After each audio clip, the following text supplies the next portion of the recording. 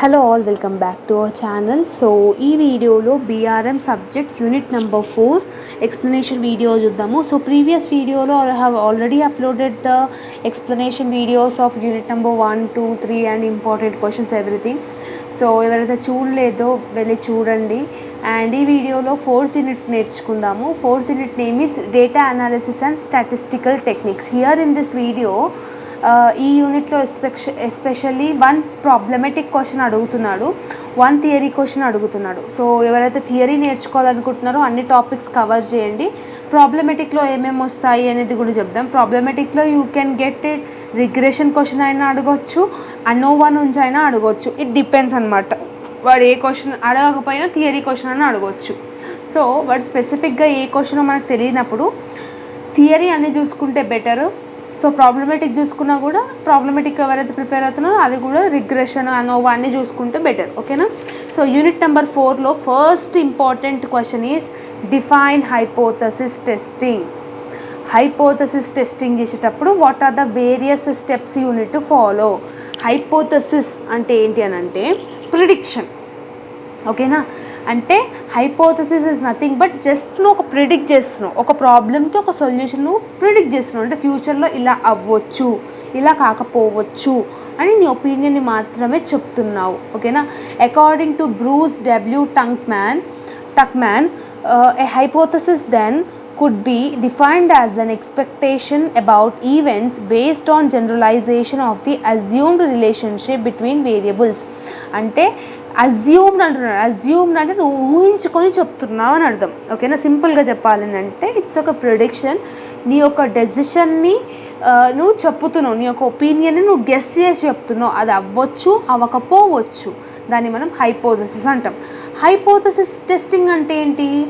Hypothesis testing it refers to the process which facilitate decision maker to test the validity of his claim by evaluating the differences which exist between the value of simple statistic and related hypothesis population parameter value. అంటే hypothesis testing అంటే నువ్వు చేసే opinion, నువ్వు ఏదైతే opinion అనుకుంటున్నావు, అంటే exam ఈజీగా రాయొచ్చు, మనం ఎగ్జామ్ పేపర్ క్వశ్చన్ ఈజీగా వస్తుంది అని అంటున్నావు. ఆ వచ్చే ఛాన్స్ ఎంతవరకు ఉంది అని టెస్టింగ్ చేసేదే హైపోథసిస్ టెస్టింగ్ అంటాం. ఈ హైపోథసిస్ టెస్టింగ్ యొక్క నీడ్ ఏంటి అని అంటే ఫస్ట్ వన్ మనకి ఇన్స్టెంట్ సొల్యూషన్స్ అనేది తెలుసుకోవడంలో ఇది యూస్ఫుల్ అవుతుంది. నెక్స్ట్ మనకి క్లియర్గా వాట్ ఈస్ హ్యాపెనింగ్ ఒక ఆబ్జెక్టివ్స్ అనేది సెట్ చేసి చూపిస్తుంది అనమాట. ఓకేనా? నెక్స్ట్ వన్ ఫ్యాక్ట్స్ని, ఇన్ఫర్మేషన్ అన్నీ కలెక్ట్ చేసుకొని వచ్చే పర్సంటేజ్ అంటే ఆ పని అయ్యే ఛాన్స్ ఎంత ఉందనేది కూడా తెలుస్తుంది. ఇందులో first important step of hypothesis అంటే ఏంటంటే కీన్ అబ్జర్వేషన్ ఉండాలి. అంటే నువ్వు ఒక సొల్యూషన్ చెప్తున్నావు, ఇప్పుడు నేను మీకు ఎక్స్ప్లెయిన్ చేస్తున్నాను. ఓకేనా? నేను మీకు అర్థమవుతుందని ఒక ప్రిడిక్షన్తో ఎక్స్ప్లెయిన్ చేస్తున్నాను. మీకు డెఫినెట్గా అర్థమవుతుందని ఎలా అర్థమవుతుంది? నేనేం స్టెప్స్ ఫాలో అయినా కీన్గా అబ్జర్వ్ చేస్తున్నాం.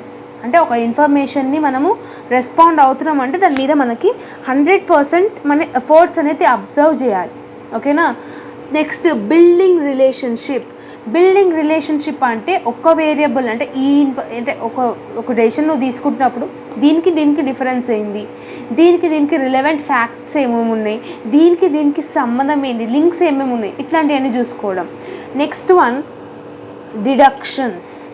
డిడక్షన్స్ అంటే ఏంటంటే నీకు అనవసరమైన వాటిని డిడక్ట్ చేయడాన్ని డిడక్షన్స్ అంటాం.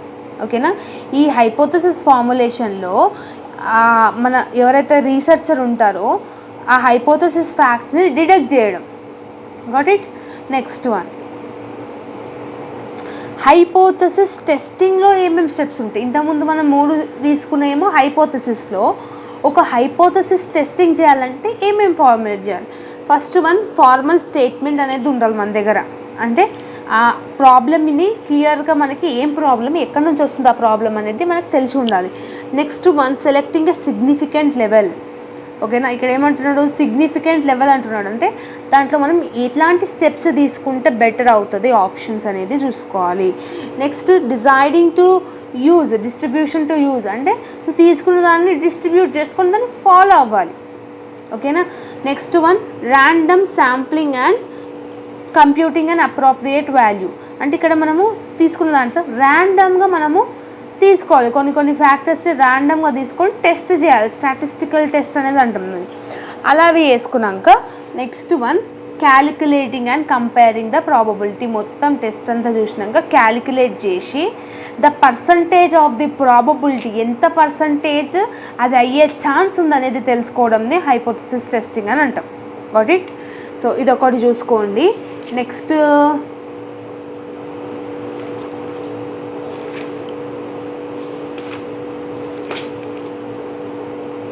Parameter and non parameter differences అడగవచ్చు. సో పారామీటర్ టెస్ట్ అంటే ఏంటంటే ఇవన్నీ మీరు ఆల్రెడీ ఇట్లాంటివి డిగ్రీ 6th సెమ్లో already RM and PR subject చదివే ఉంటాయి. సో ఒకవేళ గుర్తు లేకపోతే చూడండి. పారామీటర్ టెస్ట్లో ANOVA, Z test, T test ఇట్లాంటివన్నీ టెస్ట్లు ఉంటాయి. దీన్ని మనము డిస్ట్రిబ్యూషన్ టెస్ట్ అని కూడా అనవచ్చు. ఇక్కడ నాన్ పారామెట్రిక్లో ఏముంటాయి అంటే డిస్ట్రిబ్యూషన్ ఫ్రీ టెస్ట్ అంటాం. ఇందులో కై-స్క్వేర్ టెస్ట్, విల్సన్ టెస్ట్ ఇట్లాంటి టెస్ట్లు అనేది చూస్తారనమాట. ఇది ఒకటి గుర్తుపెట్టుకోండి. అండ్ నెక్స్ట్ ఇంపార్టెంట్ ఏంటి అంటే we can get a question from problematic, like ఇలాంటి ప్రాబ్లమెటిక్ క్వశ్చన్ అడగవచ్చు, కై-స్క్వేర్ది అడగవచ్చు. ఓకేనా? ఇక్కడ వాడు డేటా ఇచ్చిండు. ఈ డేటా ఇచ్చినాక వాడు ఏమన్నాడు, 10 parcels were drawn for 25 per kg అని అన్నాడు. సో దీంట్లో మనం కై-స్క్వేర్ టెస్ట్ చేయమంటున్నాం. కై-స్క్వేర్ టెస్ట్ ఫామ్లో ఏంది, chi square test is nothing but x minus x bar whole square అని అంటాం. ఇప్పుడు వచ్చిన డేటాని ఇక్కడ వేసుకోండి. x మైనస్ x బార్ అంటే ఏంటి, x బార్ అంటే మీన్. ఓకేనా? సో x బార్ అంటే మీన్ కాబట్టి సో ఇక్కడ ఏమంటున్నాడు వాడు, మీన్ ఎలా క్యాల్కులేట్ చేస్తాము, total of observation by number of observation. Total ఇవన్నీ యాడ్ చేసుకుంటే 490 నెంబర్స్ అంటే 1 2 3 4 5 6 7 8 9 10 అబ్జర్వేషన్స్ ఉన్నాయి. 490 డివైడెడ్ బై 10 చేస్తే 49 ఎక్స్ బార్ వచ్చింది. ఎక్స్ ఎంత 40 మైనస్ 49 మైనస్ 9 అట్లా అవన్నీ చేయాలి. X minus X bar whole square 9 into 9 7 into 7 2 into 2 6 6 0 into 0 4 into 4 అట్లా చేస్తే మనకి ఈ ఆన్సర్ వస్తుంది. సింపుల్గా ఫార్ములాలో సబ్స్టిట్యూట్ చేయండి. Got it? సో ఇది ఏం చెప్తానంటే ఎవరైతే ప్రాబ్లమెటిక్ నేర్చుకుంటున్నారో వాళ్ళకి మాత్రమే చెప్తున్నాను. సో ఎవరైతే ప్రాబ్లం వద్దు మాకు అని అనుకుంటే go with the theory. 1 theory క్వశ్చన్తో పక్కా వస్తుంది. ఓకేనా? సో ప్రాబ్లమెటిక్లో నేర్చుకుంటా అన్న వాళ్ళకి ఇంకొకటి ఏంటి అని అంటే ఇది కూడా అడగవచ్చు. LOS like goodness of sweet కూడా అడగవచ్చు. ఓకేనా? ఇక్కడ ఏమంటున్నాడు, 5 coins were tossed 3200 times. What is the number of heads appearing? 3200 times 5 coinsని మనము టాస్ చేస్తే అందులో ఎన్ని హెడ్స్ వచ్చే ఛాన్స్ ఉందని అంటున్నాడు. ఫస్ట్ XF చేసుకోవాలి. ఓకేనా? అంటే మీన్ కనుక్కోవాలి. మీన్ కనుక్కున్నాక మళ్ళీ బైనామియల్ డిస్ట్రిబ్యూషన్లో ఫార్ములా అంటే ఇప్పుడు ప్రాబ్లమెటిక్ చెప్పే టైం లేదు, బట్ ఇవి వస్తాయో రావో కూడా మనకు తెలియదు. కాబట్టి బెటర్ మై సజెషన్ ఏంటంటే థియరీ చూసుకోండి, కంపల్సరీగా థియరీ చూసుకోండి. రిగ్రెషన్ వచ్చింది అనుకో, రిగ్రెషన్ ఆల్రెడీ మన ఛానల్లో వీడియో ఉంది డిగ్రీ లెవెల్లో. సో రిగ్రెషన్ చూసుకునే వాళ్ళు చూసుకోండి. ఇక అంతే, ఇక మిగతా ప్రాబ్లమెటిక్ మీద వెళ్ళకండి, బికాజ్ వేరే యూనిట్స్ మర్చిపోతారు. Just go with the theory అనమాట. ఓకేనా? సో థియరీలో కూడా కంపల్సరీగా మీకు ఏవైతే మనం డిస్కస్ చేసినామో అవే వస్తాయి. ఓకే? సో ఇది about the unit number 4. So ఇంకేమైనా ఉన్నాయి, ప్రాబ్లమ్స్ ఆఫ్ అనోవా ఉంది, 2-way అనోవా ఉంది, ఇవన్నీ ప్రాబ్లమ్స్. సో సెమ్ 1లో ప్రాబ్లమ్స్ నేర్చుకున్నాయి ఇక్కడ ఉన్నాయి కాబట్టి సో ఎవరికైనా గుర్తుంటే అవి నేర్చుకోండి. లేదు అని అంటే కంపల్సరీగా theory, go with the theory. Okay? So data discriminant analysis అంటాం. డిఏ అంటే డిస్క్రిమినెంట్ అనాలిసిస్. ఓకే? ఇది ఏం చేస్తుంది డిస్క్రిమినెంట్ అనాలిసిస్ అంటే 2 or more కేటగిరీస్ని డిస్క్రైబ్ చేస్తూ డిఫరెన్షియేట్ చెప్పాడని అదంటాం. ఓకేనా? ఇక్కడ ఏం అడిగాడు లాస్ట్ ఇయర్ క్వశ్చన్ పేపర్లో చూసుకుంటే మనము లాస్ట్ ఇయర్లో వాడు నాన్ పారామెట్రిక్ టెస్ట్ అంటే ఏంటి అడిగాడు, అండ్ కింద వచ్చేసి అనోవా అడిగాడు. దానికి ప్రీవియస్ ఇయర్ అంటే 2022 పేపర్ చూసుకుంటే ఏం అడిగాడు అని అంటే రిగ్రెషన్ అడిగిండు అండ్ మల్టీ డైమెన్షనల్ స్కేలింగ్ అంట. అంటే స్కేలింగ్ ఆన్సర్ మనం ఇంతకుముందు ఒక 3rd యూనిట్లో నేర్చుకున్నాం కదా. సో ఆన్సర్ 4th యూనిట్లో కూడా అడిగాడు కాబట్టి you can write it. Okay? So theory మాత్రం కొంచెం అన్నీ చూసుకొని ట్రై చేయండి, ప్రాబ్లమెటిక్తో వద్దు.